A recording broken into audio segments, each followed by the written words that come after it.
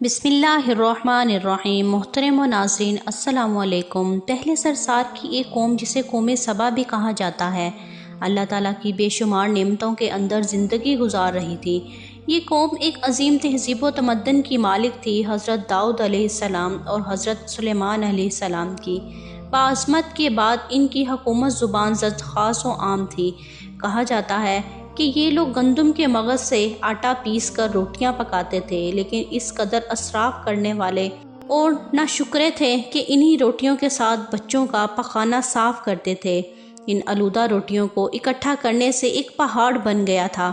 ایک صالح شخص نے وہاں سے گزرتے ہوئے ایک عورت کو دیکھا جو روٹیوں کے ساتھ بچے کے پخانے کے مقام کو صاف کر رہی تھی۔ اس شخص نے عورت سے کہا، تیرے اوپر افسوس، خدا سے ڈر، کہیں ایسا نہ ہو کہ خدا تیرے اوپر اپنا غضب ڈھائے اور تجھ سے اپنی نعمتیں چھین لے۔ اس عورت نے جواب میں مذاق اڑایا اور مغرورانہ انداز میں کہا، جاؤ جاؤ، گویا کہ مجھے بھوک سے ڈرا رہے ہو۔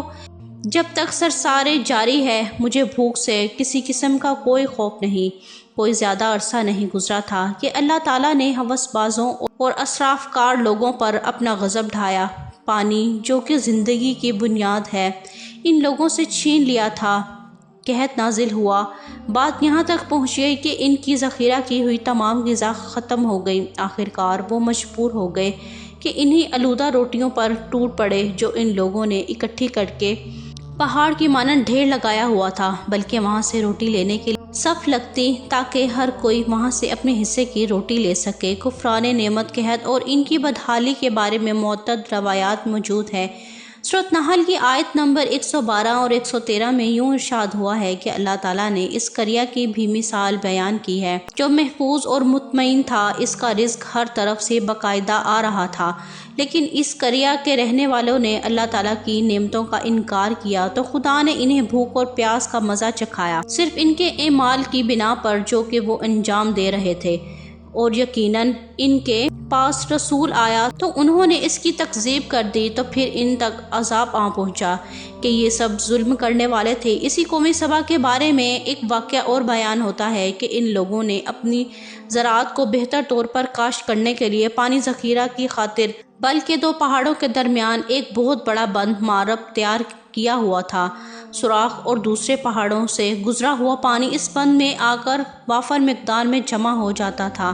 قوم سبا نے اس پانی سے صحیح طور پر استفادہ کرتے ہوئے بہت سے خوبصورت باغات لگائے اور کھیتی باڑی کو رونق بخشی۔ ان باغات کے درختوں کی شاخیں اس قدر پھلوں سے لدی ہوئی تھی کہ کہتے ہیں کہ اگر کوئی شخص اس پر ٹوکری رکھ کر اس کے نیچے سے گزرتا تو پھل خود بخود ٹوکری میں گرنا شروع ہو جاتے اور قلیل مدت میں ٹوکری تازہ پھلوں سے بھر جاتی۔ اس قوم کے بہت سارے دیہات اور قریے تھے جو بہت آباد اور آپس میں جڑے ہوئے تھے، لیکن نعمتوں کی کثرت نے انہیں شکر کرنے کی بجائے سرمست اور غافل کر دیا تھا، یہاں تک کہ ان کے درمیان بہت بڑا طبقاتی نظام وجود میں آ چکا تھا۔ ان میں سے صاحب اقتدار لوگوں نے کمزوروں اور ضعیفوں کا خون چوسنا شروع کر رکھا تھا، یہاں تک کہ ان لوگوں نے خدا سے ایک احمقانہ التماس کیا جس کا ذکر سورۃ سبا کی آیت نمبر 19 میں ملتا ہے۔ انہوں نے کہا، خدایا ہمارے سفروں کے درمیان فاصلہ زیادہ کر دے۔ انہوں نے اللہ تعالیٰ سے یہ التماس اس لیے کیا تھا تاکہ غریبوں، بے نوا لوگ عمرہ اور سروست مندوں کے ہمراہ سفر نہ کر سکیں۔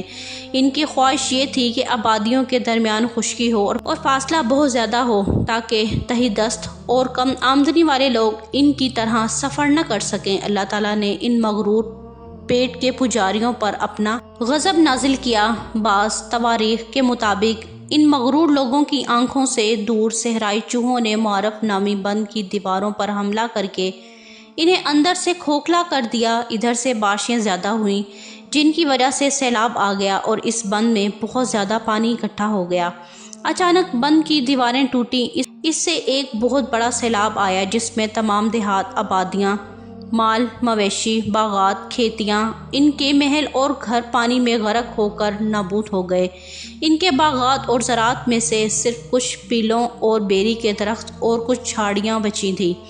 جو کچھ الہان پرندے وہاں سے کوچ کر گئے تھے، جبکہ الوؤں اور کووں نے قوم سبا کے کھنڈرات میں اپنے گاؤں بنا دیے تھے۔ اس بات کا ذکر سورۃ سبا کی آیت نمبر 15 اور 16 میں ملتا ہے۔ آخر میں سورۃ سبا کی آیت نمبر 17 میں قرآن کریم میں واقعہ یوں نتیجہ نکالا ہے، یہ ہم نے ان کی ناشکری کی سزا دی ہے اور ہم ناشکروں کے علاوہ کسی کو سزا نہیں دیتے۔ امید کرتی ہوں کہ آپ کو آج کی ہماری یہ ویڈیو پسند آئی ہوگی۔ اگر آپ کو ہماری ویڈیو اچھی لگی ہے تو ویڈیو کو لائک کریں اور مزید اس طرح کی ویڈیو دیکھنے کے لیے ہمارا چینل سبسکرائب کر لیں۔ ملتے ہیں نیکسٹ ویڈیو میں، اجازت دیجیے، اللہ حافظ۔